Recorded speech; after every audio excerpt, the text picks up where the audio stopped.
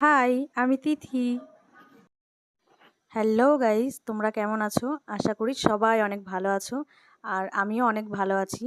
তো আজকে সকালে ঘুম থেকে উঠে ঘর-টর সব ঝাঁটপাট দিয়ে আহ, সব দুয়ারে জল-টল দেওয়ার পরে আমি এসেছি ঘরে। ঘরে এসে এই যে আমি বিছানাটা গোছ করে নিচ্ছি। তো বিছানাটা ঝাড়ু দিয়ে একটুখানি ঝেড়ে নিলাম। অনেক নোংরা-টোংরা থাকে, তো নোংরা বলতে হয়তো কিছু খাবার খেলে সেটা একটু পড়ে যায়। এর জন্য একটু ঝেড়ে নিলাম। ঝেড়ে নেওয়ার পরে বিছানাটা আমি চাদরটা ঠিকঠাক করে নিচ্ছি। তো আজকে সকালে একটু উঠতে আমার লেট হয়ে গেছিলো ঘুম থেকে উঠতে। এর জন্য একটু রৌদ্র উঠে গেছে। তো জানালাটা আমি পর্দাটা সরিয়ে জানালাটা খুলে দিচ্ছি। কারণ ঘরের মধ্যে একটু রোদ না আসলে একদমই ভালো লাগে না। ঘরটা কেমন যেন গুমটি, গুমটি মনে হয়। তো ঘরে যখন একটু রৌদ্র আসে না, তখন ঘরটা পুরো এনার্জি ফুল হয়ে যায়। জানি না তোমাদের কি মনে হয়, বাট আমার কিন্তু এটাই মনে হয়। তো ঘরের মধ্যে একটু রৌদ্র আসলে খুবই ভালো লাগে। ঘরটা কেমন যেন মানে ঝলমল, ঝলমল করে। আমার খুবই ভালো লাগে এটা। তো তারপরে একটা ছোট ক্যাথা ছিল, ক্যাথাটা আমি ভাঁজ করে নিচ্ছিলাম। ভাঁজ করে নেওয়ার পরে আমি পাশে রেখে দিচ্ছিলাম।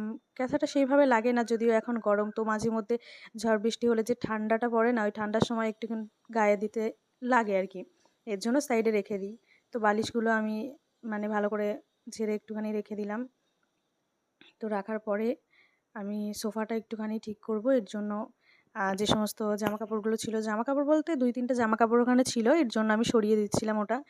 তো সোফাটা পুরো এলোমেলো হয়েছিল, এর জন্য আমি সোফাটাও মানে ঠিকঠাক করে নিলাম একটু সরিয়ে। আলমারির দিকে একটু চলে গেছিলো তো। সোফা এমনই একটা জিনিস না, বেশি ওয়েট না তো, হালকা, এর জন্য যখনই একটুখানি বেশি প্রেশার দিয়ে বসা হয় বা কিছু করা হয়, সাইডে সরে যায়। এর জন্য আমি একটু সরিয়ে নিয়ে কাভারটা ঠিকঠাক করে দিলাম। তো জামা প্যান্ট যে কটা ছিল জামাকাপড়গুলো আমি একটুখানি ভাঁজ করে রেখে দিচ্ছিলাম। জামাকাপড় এমনই, যদি ঘরের মধ্যে এলোমেলো হয়ে থাকে না, ঘরটা কেমন অগোছালো লাগে। কিন্তু জামাকাপড়গুলো যদি ঠিকঠাক করে মানে গুছিয়ে রাখা হয়, ঘরটা পুরো পরিষ্কার পরিচ্ছন্ন লাগে। আর আমার তো ঘর গোছাতে খুবই ভালো লাগে। তো এর জন্য আমি সবসময় ঘরটা ছিমছাম করে রেখে দিই। জানি না, আমার ঘর এমনিতেই অগোছালো জানি, হয়তো অতটা মানে গুছিয়ে রাখতে আমি পারি না। তাও যেটুকু পারি সেটুকু চেষ্টা করি। তো ভালো লাগে আমার ঘর গোছাতে খুবই। জানি না তোমাদের কেমন লাগে, বাট আমার খুবই ভালো লাগে। তো শোকেসের মধ্যে আমি জামাকাপড়গুলো রেখে দিলাম।